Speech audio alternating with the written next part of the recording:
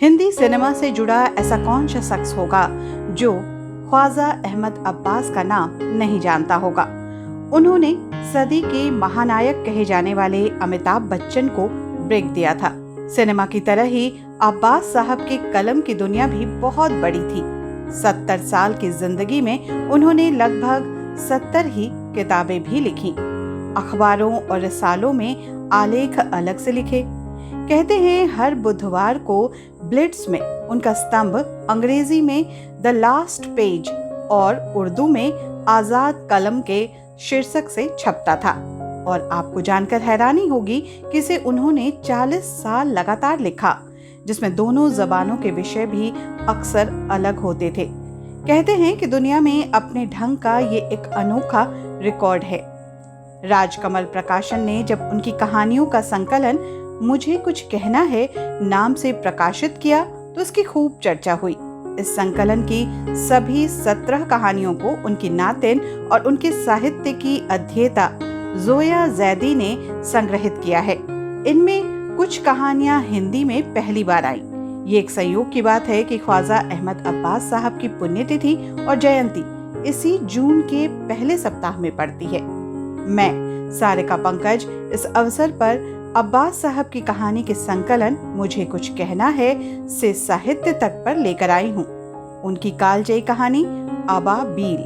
सुनिए इस कहानी को, जिसका अनुवाद किया है डॉक्टर जोया जैदी ने। उसका नाम तो रहीम खान था, मगर उस जैसा जालिम भी शायद ही कोई हो। गांव भर उसके नाम से कांपता था। न आदमी पर तरस खाए न जानवर पर। एक दिन रामू लुहार के बच्चे ने उसके बैल की दुम में कांटे बांध दिए थे, तो मारते मारते उस बेचारे को अधमुआ कर दिया। अगले दिन जैलदार की घोड़ी उसके खेत में घुस आई तो लाठी लेकर इतना मारा कि लहूलुहान कर दिया। लोग कहते थे कि कमबख्त को खुदा का खौफ भी तो नहीं है। मासूम बच्चों और बेजुबान जानवरों तक को माफ नहीं करता। ये जरूर जहन्नम में जलेगा। मगर ये सब उसकी पीठ के पीछे कहा जाता था। सामने किसी की हिम्मत जबान हिलाने की नहीं होती थी। एक दिन बिंदु की जो शामत आई तो उसने कह दिया, अरे भाई रहीम खान, तुम क्यों बच्चों को मारता है? बस उस गरीब की तो वो दुर्गत बनाई कि उस दिन से लोगों ने बात भी करनी छोड़ दी कि मालूम नहीं किस बात पे बिगड़ जाए। बाज का ख्याल था कि उसका दिमाग खराब हो गया है, इसको पागल खाने भेज देना चाहिए। कोई कहता था अब के किसी को मारे तो थाने में रपट लिखवा दो। मगर किसकी मजाल थी कि उसके खिलाफ गवाही देकर उससे दुश्मनी मोल लेता। गांव भर ने उससे बात करना तो छोड़ ही दिया, मगर उस पर कोई असर नहीं हुआ इस बात का। सुबह सवेरे वो हल कांधे पर धरे अपने खेत की तरफ जाता दिखाई देता था। रास्ते में किसी से न बोलता न चालता। खेत में जाकर बैलों से आदमियों की तरह बातें करता। उसने दोनों के नाम भी रखे हुए थे। एक को कहता था नत्थू, दूसरे को छिद्दू।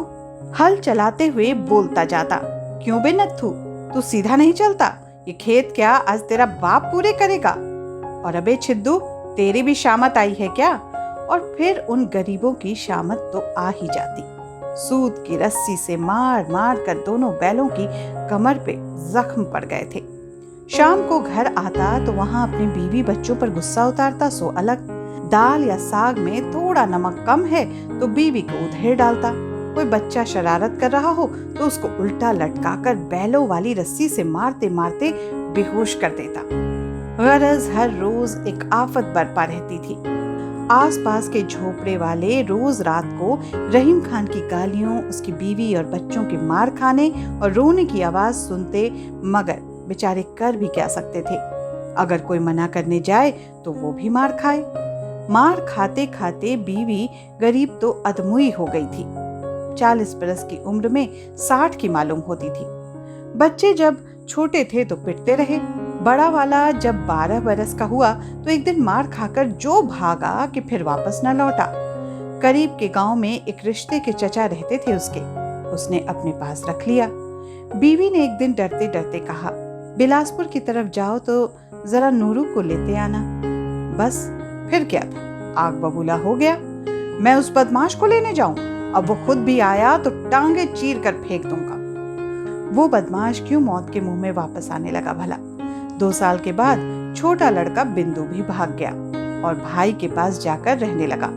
रहीम खान का गुस्सा उतारने के लिए अब फकत बीवी ही रह गई थी, सो वो गरीब जितनी पिट चुकी थी अब वो आदी हो चली थी।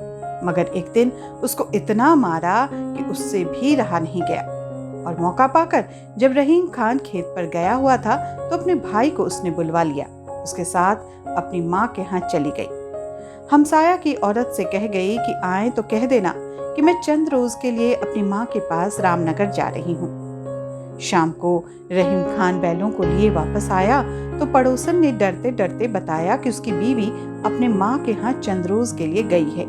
रहीम खान ने खिलाफ मामूली खामोशी से बात सुनी और बैल बांधने चला गया। उसको यकीन था कि उसकी बीवी अब कभी नहीं आएगी। अहाते में बैल बांधकर झोपड़े के अंदर गया तो एक बिल्ली मियाऊं मियाऊं कर रही थी। कोई और नजर न आया तो उसकी ही दुम पकड़कर दरवाजे से बाहर फेंक दिया। चूल्हे को जाकर देखा तो ठंडा पड़ा हुआ था। आग जलाकर रोटी कौन डालता भला? बगैर कुछ खाए पिए ही पड़कर सो रहा। अगले दिन रहीम खान जब सो के उठा तो दिन चढ़ चुका था, लेकिन आज उसे खेत पर जाने की कोई जल्दी नहीं थी।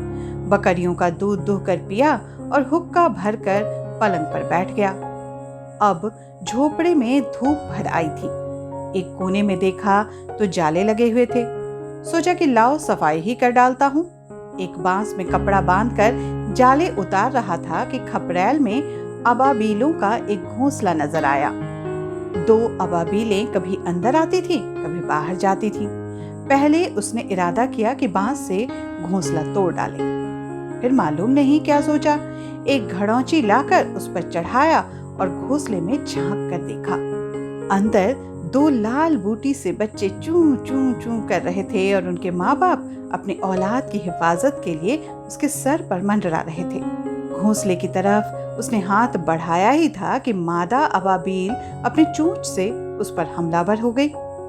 अरे आंख फोड़ेगी क्या? उसने अपना खौफनाक कहकहा मारा और कहा, और फिर घड़ौची पर से उतर आया। अबाबीलों का घोंसला सलामत रहा। अगले दिन उसने फिर खेत पर जाना शुरू किया। गांव वालों में से अब भी उससे कोई बात नहीं करता था। दिन भर हल चलाता, पानी देता या खेती काटता, लेकिन शाम को सूरज छिपने से कुछ पहले घर आ जाता। हुक्का भरकर पलंग के पास लेटकर अबाबीलों के घोंसलों की सैर देखता रहता। अब दोनों बच्चे भी उड़ने के काबिल हो गए थे। उसने उन दोनों के नाम अपने बच्चों के नाम पर नूरो और बिंदु रख दिए थे। अब दुनिया में उसके दोस्त ये 4 अबाबील ही रह गए थे, लेकिन उनको ये हैरत जरूर थी कि मुद्दत से किसी ने उसको अपने बैलों को मारते नहीं देखा था। नत्थू और छिद्दू खुश थे। उनकी कमर से जख्मों के निशान भी तकरीबन गायब हो चुके थे। रहीम खान एक दिन खेत से जरा सवेरे चला आ रहा था कि चंद बच्चे सड़क पर कुंडी खेलते हुए मिल गए। उसको देखना था कि सब अपने जूते छोड़कर भाग गए। वो कहता ही रहा कि अरे मैं कोई मारता थोड़े ही हूँ। आसमान पर बादल छाए हुए थे। जल्दी जल्दी बैलों को हाँकता हुआ घर लाया। उनको बांधा ही था कि बादल जोर से गरजा और बारिश शुरू हो गई। अंदर आकर किवाड़ बंद किए और चिराग जलाकर उजाला किया। हस्बे मामूल बासी रोटी के टुकड़े करके अबाबीलों के घोंसले के करीब एक ताक में डाल दिए। अरे ओ बिंदु, अरे ओ नूरो, पुकारा, मगर वो न निकले। घोंसले में जो झांका तो चारों अपने घरों में सर दिए सहमे बैठे थे। ऐन जिस जगह छत में घोंसला था वहां एक सुराख था और बारिश का पानी टपक रहा था।